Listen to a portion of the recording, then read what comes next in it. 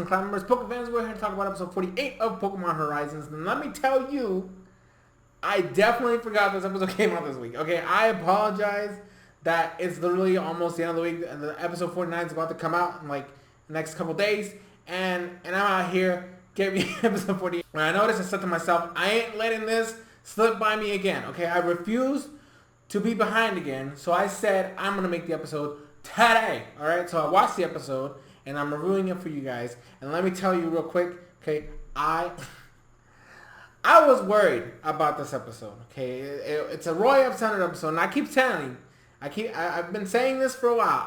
I'm worried that one day we're gonna get a really bad Roy episode, and it's gonna be really, really bad. So every time we get a new Roy Center episode, I'm hyped for it. I'm excited, but I'm also concerned. And this one did not disappoint. Okay, I expected it to turn bad. I did. I legitimately did, because of the way they were setting it up. I thought we were gonna skip Roy in this juncture, and like his loss to Nimona is gonna be the main battle of the episode, and he's done, right? Because I didn't watch the previews. I wasn't paying attention to what was going on, so I didn't know he actually battled Brassius. So when they show up to Artisan, and they have all this festival stuff going on, Hazel's there for some fucking reason. But I will admit, I like seeing the Elite Four members being integrated into the story, and I hope that we see more of them. Okay, I hope that it wasn't just that one-off that we had in the first episode of season 3, right? And then they sprinkled them here and there, and I want to see more of the gym leaders. Okay, I'm the fact that this is like the third time we've seen Brassius is positive to me, because I want to see more of these gym leaders, because of the fact that they really didn't do much in the games. Okay, I still don't feel a connection to them at all, right? So I'm hoping that with more exposure and stuff like that, like Iona right now is still the only one that we've seen multiple times, and that's because, well, she's a celebrity and she's best friends. Well, she's acquaintance to Dot, and obviously we're gonna get like 2 episodes of her because they decided to do Dot as a 2-parter. I don't know why Dot gets a special treatment, but that's besides the point. Okay, we're not gonna throw shade at Dot because we like Dot in this house. Okay, but when they get there, Nimona is here. Nimona is the one that decides to have a battle with Roy, and I thought that this was going to be it for the episode, and Roy wasn't going to have his battle with Brassius because of what was going on. It's like, oh, like at the end of the battle, Brassius is like, nah, we ain't doing this shit. The indefinite hold for you and your test with me. I ain't doing that. So I was like, oh, what the fuck? So I really thought it was going to go a different route, and I'm glad they didn't do that, because if they had, like, Roy not had his gym test right now, and then we skip it, I would have been upset. But, and it's not just because Roy's my favorite character in Horizons. I think it would have just been, like, really weird plot-wise, because then you have Liko who lost, and then Roy doesn't get his, and then Dot has, like, a potential victory against Iona. I still don't think that she's going to win, but that's, like, future stuff. I'm not going to talk about that right now. So I was a little worried about that. Also, I'm going to say, it's going to feel weird coming from me, but I'm enjoying Nimona a little bit more in the anime than I did in the games. Okay, in the games, as I mentioned before, she's annoying and irrelevant for the majority of her storyline. Her storyline is the whole gym challenge, and she barely interacts with you, and the few times she does, she doesn't really do anything. So I like that they're incorporating her a lot more into the story, and she has a character to balance her out, because Nimona and Roy are able to be the high energetic characters together, right? Liko can mellow her out, and Dot can like confuse her or something. I don't fucking know, but like she's able to mesh well with the group more than she did in the fucking games. Okay, I will say that I like the fact that she's able to not only participate more, because this is not like, I think we've seen her a couple times at this point, so she's integrated into the group. And I hope we see more of her, and it's not just like a one-off nowadays. My dog just likes to bark, so I completely lost my train of thought. So, I apologize for that. But I want to try to bring it back to what I was saying, is that I hope that they show Nimona a little bit more. And I might actually end up liking her character. I don't know. It's a weird, yes, it's me, Soresan, saying this, because, the one person who's been talking shit about this character since inception. I'm telling you all, I might end up liking this character in the anime. Game Nimona is still ass. I will never be dissuaded, okay? The only one thing I do ask is that we see my boy Arvin and Penny As long as we get them involved somehow in this story, I will be happy. Okay? Aside from that, Roy has the battle with Nimona. Gets fucking mollywopped because I don't know why he thought... First of all, I don't understand why Flamethrower was removed by the rain, because we've definitely seen fire moves being used in the rain before. Okay? So that made no sense. And it did bring up the point of what I was talking about when I mentioned what these tests are supposed to entail, right? When it came to Liko, it's more about her expanding her views and focusing on everything going on in terms of her battle skills, because she's still like, they're all newbies, but she feels like the most newbie-ish of all in terms of like her confidence levels. Roy is very like gung-ho, right? I keep saying this. I'm pretty sure I've said the same words in every review where we talk about Roy and his battling skills, but he's definitely very like go, go, go, and then Dot is the analytical one. Roy needs to take a step back and look at the whole picture, and then he can do what he wants to do, right? So it's more about them learning where their weaknesses lie and then expand upon them, right? So Roy's whole thing is that because he's always gung-ho, he never really pays attention to the way the battle is going, and he doesn't really pay attention too much to his opponents. Or the environment. He doesn't pay attention to what the whole battle is. He's just focusing on winning, which, you know, it's not a bad mindset to have, you know, always looking for the victory. But when it comes to something that requires a little bit of strategy, it's not a good idea to be so forward. Okay, that's mainly why you don't see a lot of like hyper offensive teams doing a lot in the metagames ever, right? There's always a sense of balance. You always need to be able to strategically place yourself in battles to win, right? So what ends up happening is that Brassius says, I ain't doing this. And then they do like this whole spin-off thing of like participating in the art gallery and shit like that. I loved all their designs. Okay, Liko's was like the only one I'm still confused on how she actually made it work, because Fuegato has a paw with four fingers, four toes, right? And then you had Terapagos, who has turtle claws, right? And then you have Hatena with her floppy ears and like these round circles, and she was able to make like an Arboliva design. So I don't know how she did that, right? I saw the beginning portions of it, but I don't know how she got that final picture, but that's fine, you know.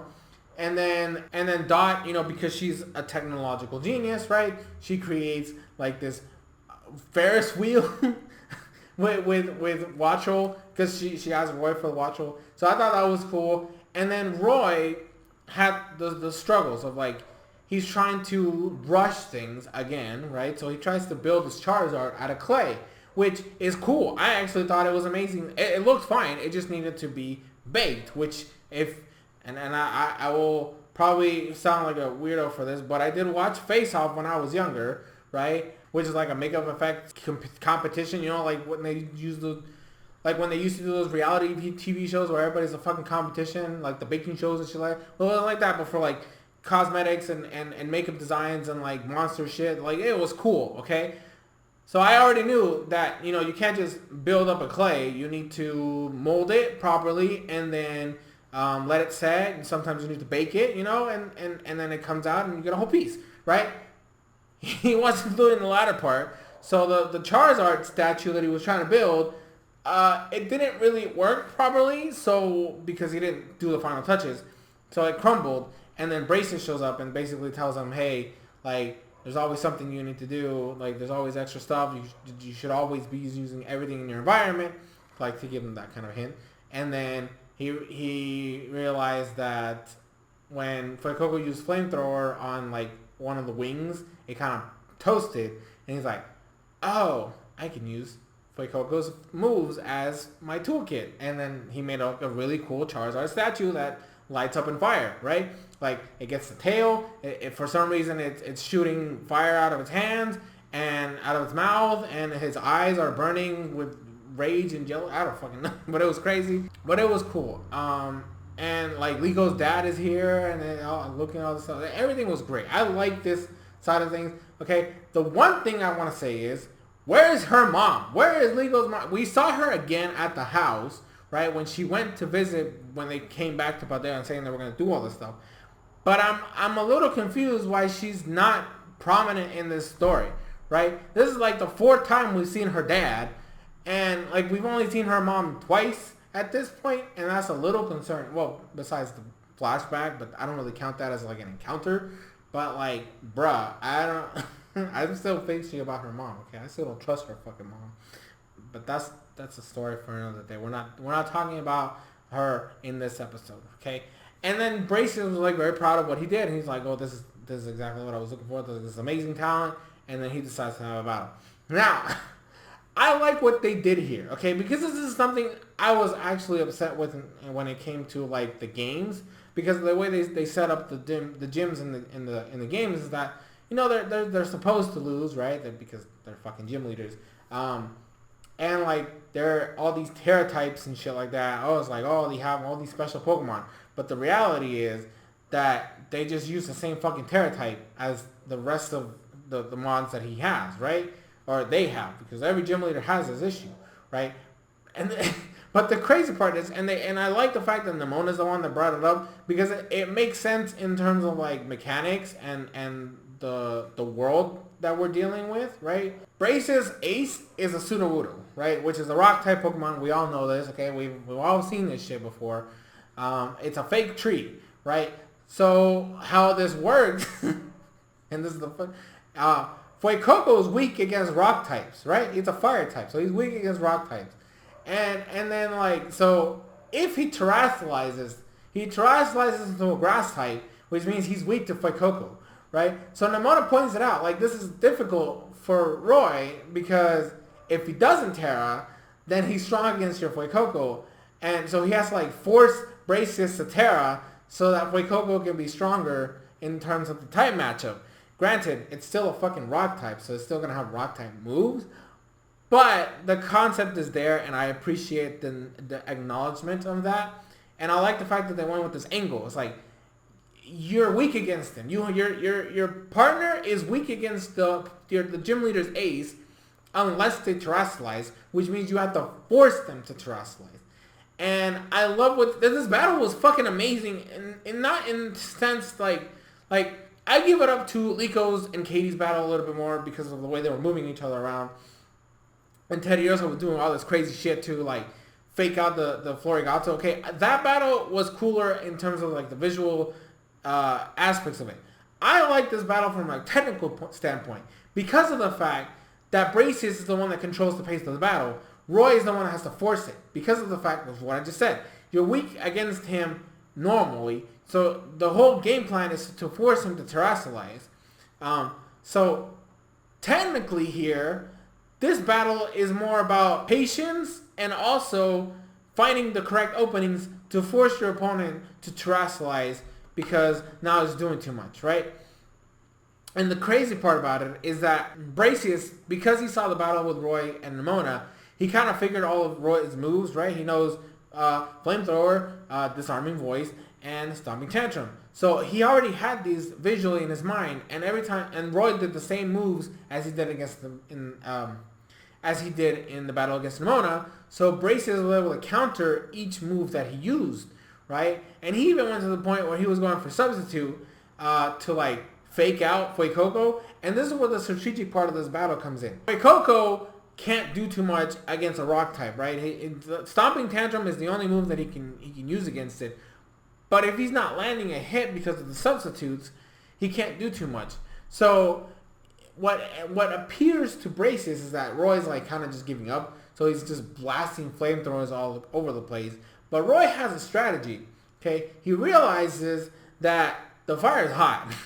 Okay, fire is hot. So what he ends up doing is because he's throwing so many flamethrowers out against all the substitutes, which by the way, I don't know how the fuck you can make so many substitutes. Substitutes supposed to take HP away from you, but that's like anime logic, so I'm not gonna like go too far in depth into it because I've never been one of those sticklers of like, oh, well, it's not like that in the games. But listen, okay, listen here. Brassius is continuously going for substitutes to tire out the Fuecoco, but Roy notices that because of the heat, Sudowoodo is sweating.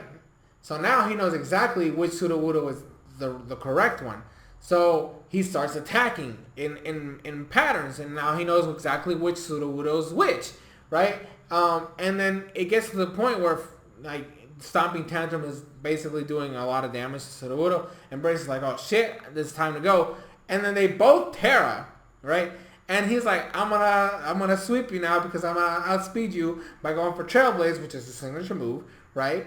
And then because he didn't see this before, Roy's like, well, if you're gonna speed up, I'm gonna speed up too. And he's like, wait, Coco, use Flame Charge. And he's like, what?